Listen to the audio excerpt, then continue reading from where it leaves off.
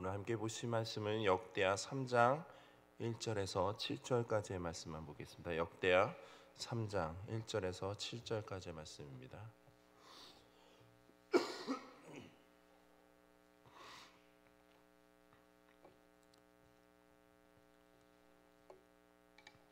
역대하 3장 1절에서 7절 한 절씩 교도가 지금 마지막 7절은 함께 합독하도록 하겠습니다.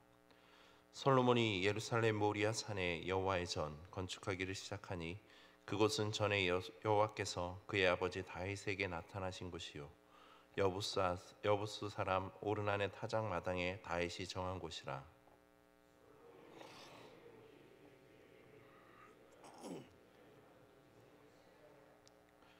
솔로몬이 하나님의 전을 위하여 놓은 지대는 이러하니 옛날에 쓰던 자로 길이가 60규빗이요 너비가 20규빗이며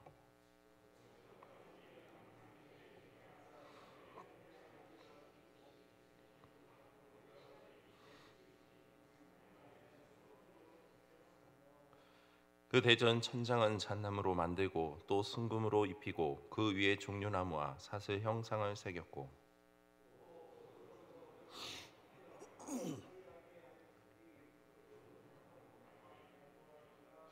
함께 읽겠습니다.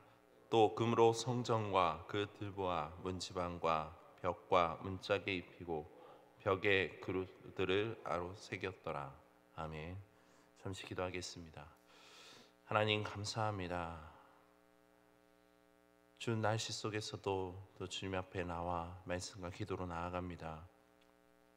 하나님의 육신과 우리의 영혼을 주님께서 붙들어 주시고 늘 우리의 삶 속에서 함께 하셔서 우리의 삶이 온전히 하나님 앞에 나아갈 수 있도록 바른 길로 인도하여 주시고 또 삶의 모든 것들을 주님께서 바르게 또 깨닫게 하시고 그 은혜 가운데 하나님 앞에 감사하며 살아가는 저희들 되게 하여 주시옵소서. 마음으로 또 삶 가운데 여러 가지 육적으로 힘들어하는 많은 성도님들 주님께서 보듬어 안아주시고 위로와 평안을 허락하여 주시옵소서. 감사드리며 예수님의 이름으로 기도드립니다. 아멘. 구약 가운데 사무엘서와 또한 열왕기서, 역대기서는 모두가 다 이스라엘 왕국 시대를 기록하고 있다는 점에서 공통점이 있습니다. 그러나 내용면에 있어서는 다른 관점으로 이야기되고 있습니다. 특히 열왕기서와 역대기서를 보면은 열왕기서는 바벨론의 포로로 끌려간 상황에서 이스라엘 역사를 말한다면 역대기서는 포로 생활에서 약속의 땅으로 돌아온 이후, 즉 2차 포로 귀환이 이루어진 이후의 관점에서 이스라엘 민족의 역사를 나타내고 있습니다. 무엇보다 역대기서는 다윗 왕이 다스리던 그 남유다를 중심으로 한 이스라엘의 역사를 다루되 징계나 심판보다는 바로 회복의 측면을 더욱, 즉 성전을 건축하며 또 그 안에서 이스라엘 민족과 맺은 하나님의 그 언약의 백성으로서의 연속성에 대한 부분을 좀 더 부각시키고 있습니다. 그 가운데 역대하는 다윗 왕의 후계자인 솔로몬 왕으로부터 남유다가 바벨론에 의해 멸망당할 때까지의 그 이스라엘 역사를 다루고 있습니다. 또한 역대하 9장까지는 솔로몬 왕의 통치하에 예루살렘 성전 건축을 중심으로 이야기되고 있습니다. 앞선 2장에서는 예루살렘 성전 건축을 위한 모든 준비, 즉 필요한 인력과 자재들이 다 완료되었음을 이야기하고 있습니다. 이제 본문 3장 이후부터는 성전 건축에 따른 구체적인 내용들이 다뤄지고 있습니다.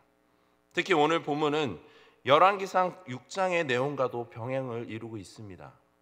먼저 1절과 2절 말씀을 보시면 솔로몬이 예루살렘 모리아 산에 여호와의 전 건축하기를 시작하니 그곳은 전에 여호와께서 그의 아버지 다윗에게 나타나신 곳이요 여부스 사람 오르난의 타작 마당에 다윗이 정한 곳이라.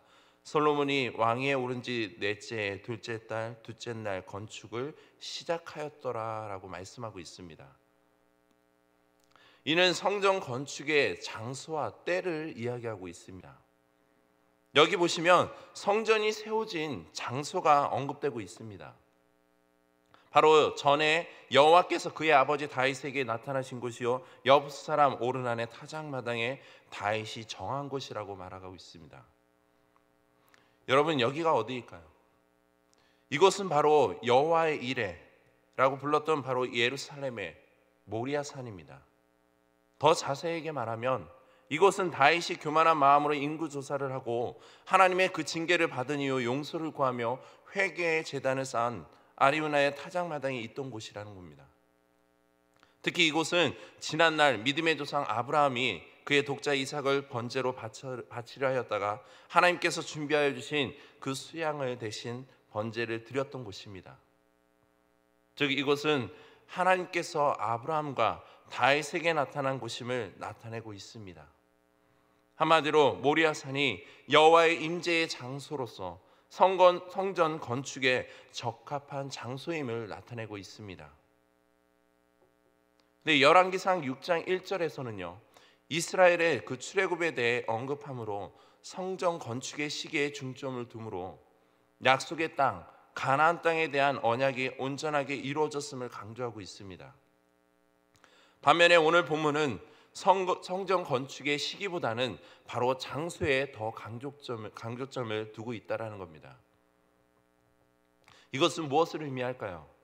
그것은 하나님과 이스라엘 백성 간의 그 언약적 관계의 회복을 강조하고 있다는 겁니다. 당시 이스라엘 백성들의 포로기한 이후의 삶은 한마디로 혼란과 고난의 시기였습니다.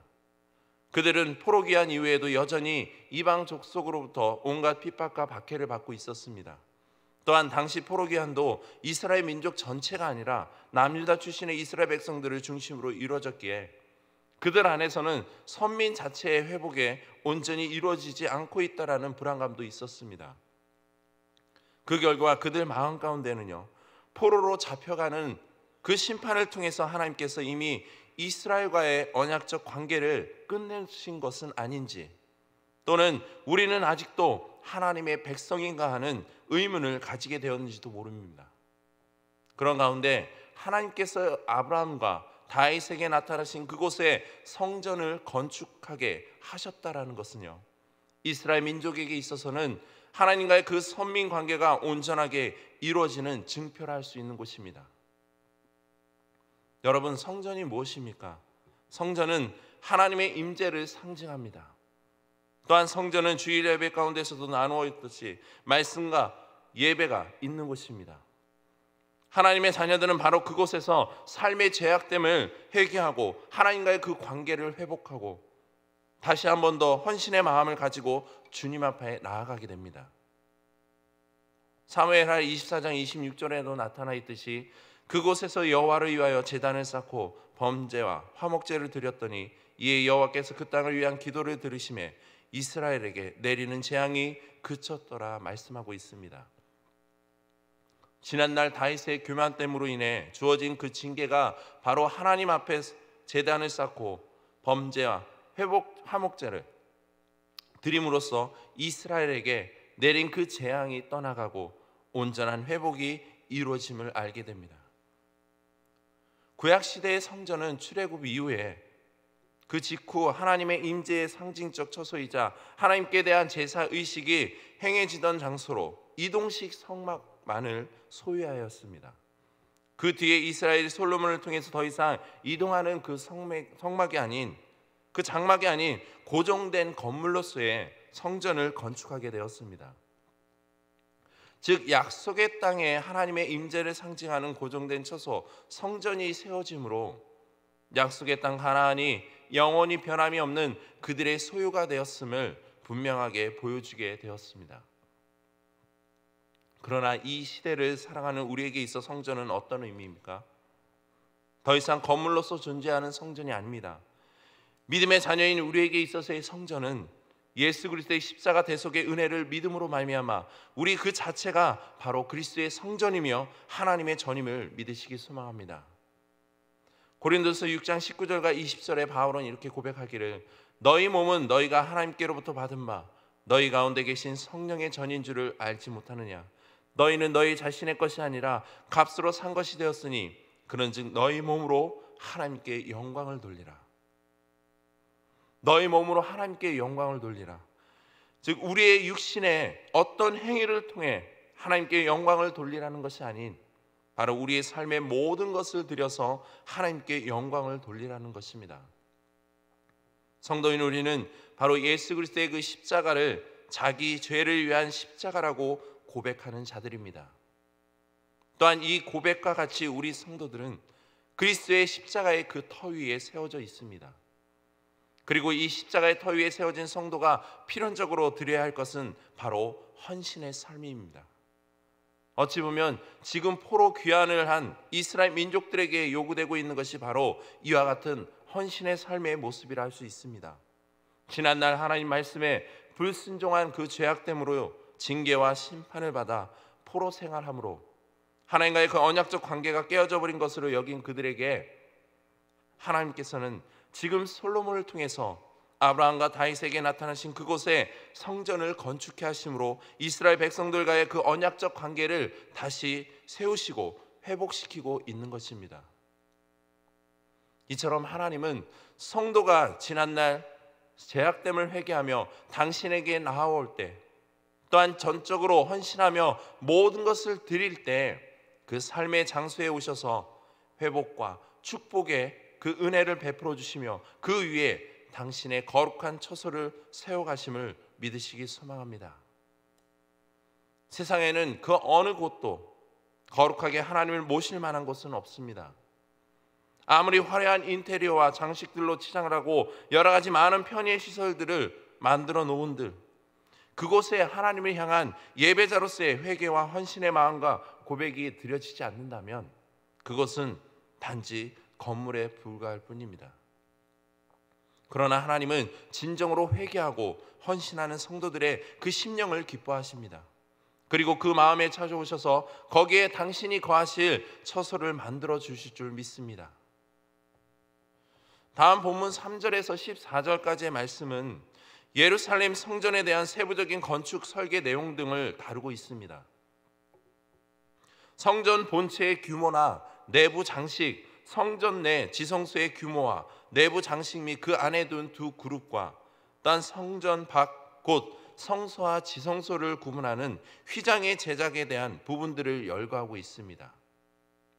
마지막으로 15절에서 17절 말씀을 보시면 성전으로 들어가는 입구 앞에 세운 야긴과 보아스로 불린 그 두 기둥의 양식에 대하여 이야기하고 있습니다. 그러면 왜 그 두 기둥을 야긴과 보아스로 불린 이유가 무엇일까요? 그냥 아무런 의미 없이 이름을 붙인 것은 아닐 겁니다. 먼저 기둥 오른쪽에 있는 야긴이라는 것은요, 그가 세우실 것이다 라는 뜻으로 해석됩니다. 이는 하나님이 성전을 건축하려는 다윗을 못하게 하시며 그에게 언약을 주실 때 사용된 단어의 의미입니다. 즉 하나님이 솔로몬을 통해서 나라와 왕위를 경고케 하시겠다고 약속하셨던 것입니다. 따라서 성전 입구에 세워진 기둥의 이름을 야긴이라 한 것은 성전 및 다윗이 통치하는 나라를 세우시고 지탱해 가시는 분이 바로 오직 여호와 하나님이시라는 그 신앙, 즉 하나님의 주도권을 인정하는 그 신앙을 반영한 것으로서 하나님께서 성전뿐 아니라 다윗의 왕국을 건설해 가시면서 끝까지 지켜주실 것이라는 그 바람을 담고 있다는 것입니다. 또한 왼쪽의 기둥의 보아스라는 것은 그분 안에 능력이 있다라는 의미입니다. 이는 성전 자체의 견고함과 안전성을 상징할 뿐 아니라 다윗이 통치하는 나라를 다스림에 있어서 그 힘과 능력을 주시는 분은 오직 여호와 하나님이시라는 그 신앙이 반영된 것으로서 하나님에 대한 절대 의존성을 상징하고 있습니다. 또한 출애굽 시대에서 이스라엘 백성들을 능력으로 인도하신 그 하나님께서 솔로몬과 백성들을 능력으로 지켜주실 것이라는 그 바람을 담고 있다는 겁니다. 한마디로 성전의 두 기둥은요, 하나님의 임재와 보호를 나타내고 있습니다. 또한 이 성전 건축에 있어 진정한 주체자는 다윗이나 솔로몬이 아니라 바로 여호와 하나님이심을 나타내고 있다는 겁니다. 이처럼 예루살렘 성전 건축은요, 포로 귀환 이후에 혼란과 고난에 빠져 있는 이스라엘 민족들에게 있어 하나님과의 그 언약적 관계 회복은 물론이며 새로운 희망의 메시지를 주고 있습니다. 그들과의 무너져 있던 그 관계를 다시 세우시고 그들에게 힘과 능력을 주심으로 하나님 나라의 거룩한 백성으로서의 삶이 영원할 것임을 보여주고 있습니다. 이처럼 하나님의 성전은 이스라엘 백성들에게 있어서는 모든 것이었습니다. 성전은 이스라엘 백성들의 삶이며 또한 생활의 터전과도 같습니다. 그들은 이곳에서 삶의 방법과 길을 찾았고 또한 위협과 어려움 그리고 생명과 죽음의 갈림길에서도 오직 여호와 하나님 한 분으로 인하여 승리하였습니다. 솔로몬은 성전을 통하여 철저하게 하나님 중심의 삶을 나타내고 있습니다. 또한 성전 건축은 솔로몬에게는 부친인 다윗의 간절한 그 소망을 풀어주는 일이며 더 나아가 이스라엘 민족에게는 하나님과의 그 언약적 관계가 온전하게 이루어지는 증표가 되고 있습니다. 그런 점에서 솔로몬은 성전 건축함에 있어 한치의 실수도 없이 준비하였으며 건축의 과정에도 최선을 다했습니다. 무엇보다 하나님께서는 이스라엘 민족에게 요구하시는 것은 바로 건물로서의 그 화려함과 아름다운 성전보다는 그들의 순종과 헌신된 마음이라는 것입니다. 그들이 포로로 잡혀가게 된 것 또한 하나님께 대한 불순종에 대한 그 따른 죄악됨이었습니다. 그러므로 인간이 하나님께 드릴 수 있는 유일하고 최고 값진 그 선물은 바로 하나님 말씀에 순종하는 마음과 자세임을 기억해야 할 것입니다. 우리가 어느 곳에 있든 하나님께 순종의 제사를 드리는 그곳이 바로 진정한 베델, 곧 하나님의 집입니다. 또한 그곳에서는 우리는 하나님과의 관계를 더욱 가까이 하며 귀한 열매들을 맺어갈 줄 믿습니다. 오늘날 성전은 건물이 아닌 바로 성도인 우리 그 자체라는 사실을 우리는 잊지 말아야 할 것입니다. 그런 점에서 오늘 본문에 나타난 성전 건축을 시작하는 그 과정이 단지 하나님 앞에 화려한 장식과 수많은 금과 은의 모든 보석 같은 그런 화려한 장식으로 이루어짐으로 인해서 우리 또한 그러한 삶을 살아야겠다는 것이 아니라 진정한 성전으로서 하나님의 자녀로서 성도로서의 우리가 각자의 처해진 그 삶의 현장 속에서 하나님이 기뻐하시는 그 삶이 무엇인지를 우리가 온전히 하나님 앞에 간구하며 그 뜻에 맞는 삶을 살아내야 할 것입니다. 오늘 하루도 저와 여러분들 모두가 바로 하나님께서 기뻐하시는 성전이며 또 하나님께서 친히 세워가기를 원하시는 성전임을 믿으시고 그의 합당한 삶을 살아가는 자녀가 되기를 주님의 이름으로 축복드립니다. 우리 시간 함께 기도하실 때 말씀을 기억하며 하나님의 그 임재와 보호 아래 있는 우리의 삶이 온전한 예배자로서의 삶으로 살아갈 수 있는 믿음과 지혜를 부어달라고 함께 기도하시길 바랍니다. 또한 하나님의 은혜 가운데 오늘 목사님의 모든 장례 절차가 잘 마쳐졌습니다. 이 시간 기도하실 때 오늘 목사님 사모님과 또한 선교사님 가정을 위해서 앞으로 계속 기도했으면 좋겠습니다. 오늘 목사님을 떠나 보내시고 그 빈 자리, 허전함 어떤 말로 위로가 되겠습니까? 오직 하나님의 말씀, 하나님의 그 은혜의 손길, 그 위로와 평강만이 위로해 줄 줄 믿습니다.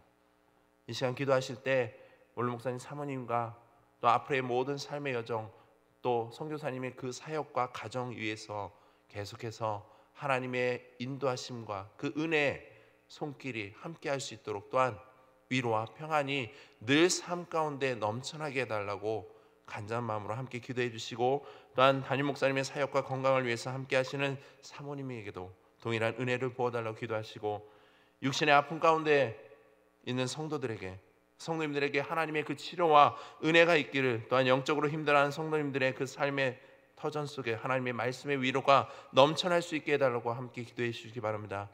또한 정명관 선교사님과 또 세계 열방 가운데 모든 흩어져 있는 많은 선교사님들의 그 사역과 그 삶을 위해서 기도해 주시고 이 나라 민족의 삶이 속히 안정화될 수 있게 해달라고 하나님의 은혜를 부어달라고 그리고 마지막으로 앞에 보이시는 기도의 제목과 또 여러분들이 가지고 나온 기도의 제목을 놓고 함께 기도하시기 바랍니다.